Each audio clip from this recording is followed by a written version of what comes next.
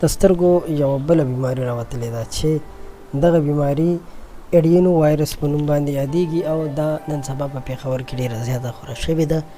دا د سترګو یو قسم بیماري ده چې یو قسم وایرس دی. په دې کې اول سترګې سوځې شروع کړي، د سوځې نه پس سترګې سرې شي او دې سره سره د سترګو د دردونه دومره زیات شي چې د دې نه اوبه هم روانې شي او د دې اوبو د وجې بیا دغه سترګو ته مسله پیدا کیږي او د اډینو وایرس په نوم باندې دغه وایرس په وجود کې په سترګو کې د خورېدو خطر هم ډېره زیاته وي. د صحت محکمې ویلي دي چې د تیرو 2 هفتو نه په دې کې ډېر زیاتوالی راغلی دی او د دې د سترګو په بیمارۍ کې خلک ډېر زیات مبتلا دي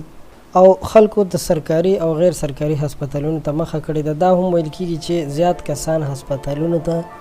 چې کوم راځي نو د هغوی د وجې هم یو بل ته دغه د سترګو بیماري لګېدلی شي، ځکه چې نن سبا د هسپتال کوم OPDs دي یعنې آوټ پیشنټ ډپارټمنټ چې کوم دی په هغې کې هم ویل کېږي چې د 40 نه تر 50% پورې مریضان چې کوم دي هغه هم دغه د سترګو مریضان دي او ټولو مریضانو ته همدغسې یوه بیماري چې د سترګو بیماري ده دا ورته راپېښه ده. دا هم ویل کېږي چې کله هم یو انسان د دې بیمارۍ د وجې په بیمارۍ کې اخته شي، دغه بیماري ونیسي، نو بیا د 15 ورځو پورې ټایم یاد شوی دی چې د 15 ورځو کې هغه بیرته ټیکېږي او په دې شرط چې د هغه په صحیح طریقې سره علاج وشي. نو قدرمنو دوستانو، الله پاک دې زموږ ستاسو زموږ د دې خطې زموږ د دې علاقو حفاظت وکړي. یو جهان مننه چې ویډیو مو راسره تر اخره وکتل. خوشحاله اوسئ، بریالي اوسئ.